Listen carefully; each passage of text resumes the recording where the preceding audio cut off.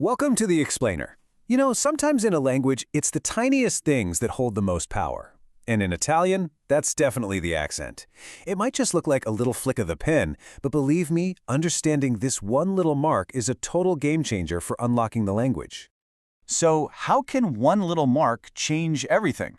Well, let me show you. Let's start with a little puzzle, just to see this thing in action.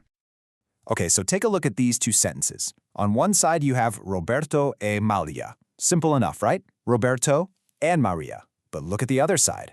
Roberto è un professore. Roberto is a professor. Did you catch that? The only difference is that tiny little mark above the E. It literally changes the word from and to is. How wild is that? The entire meaning of the sentence pivots on that one little accent. So, what's going on here? How does this even work? Well, to crack this code, we've got to understand something crucial first.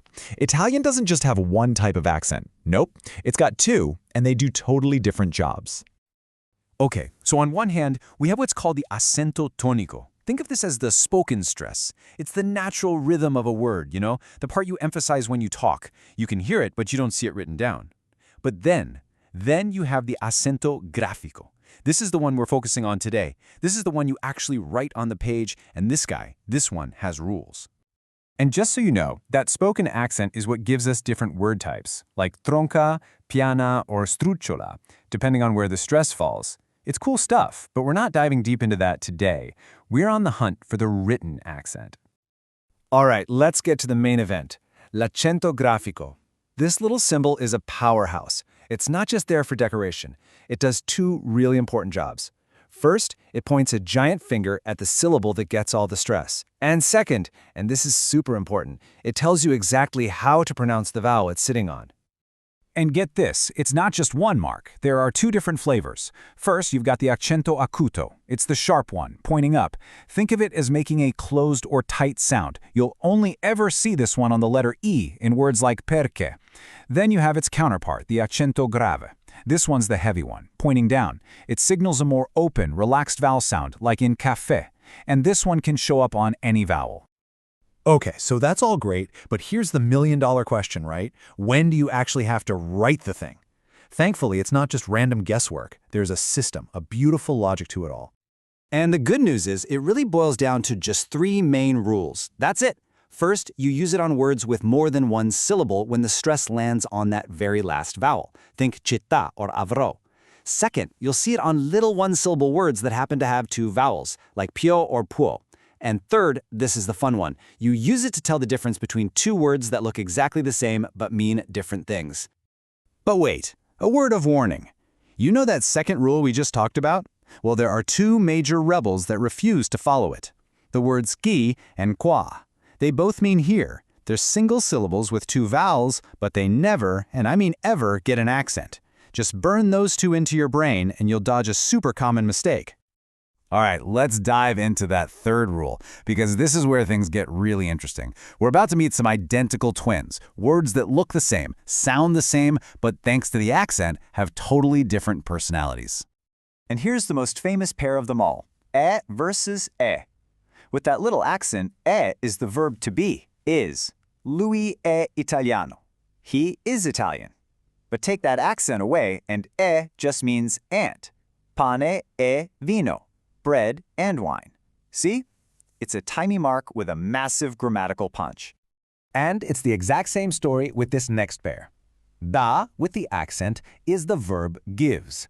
Lei dà un regalo. She gives a gift.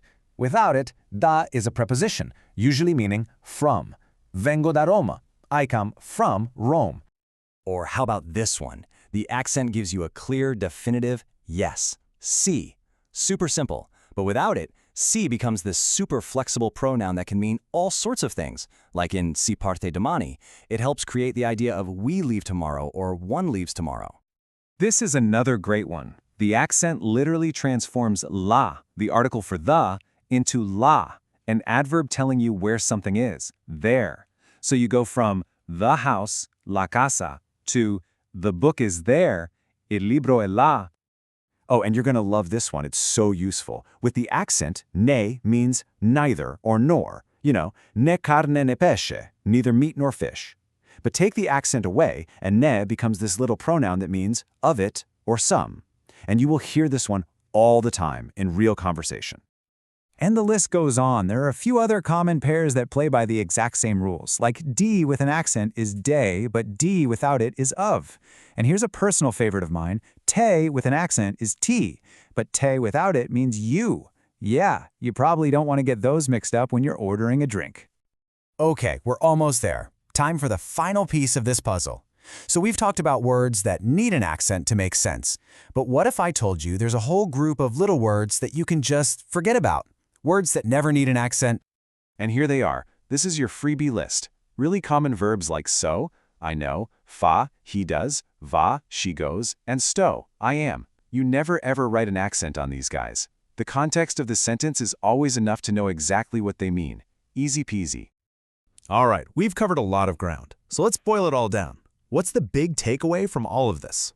What's the one thing you really need to remember? It's this: the Italian accent isn't there to trick you. It's not a trap. It's actually a guide. Think of it like a helpful little roadmap on the page. It's pointing you in the right direction, telling you how to say a word, and, so often, exactly what that word means. So now that you know when to use it and why it's there, you've really cracked the code. By mastering this one tiny mark, you've taken an absolutely huge step forward. You're going to read, write, and speak Italian with way more confidence. So the question is, now that you've solved this mystery, what's next?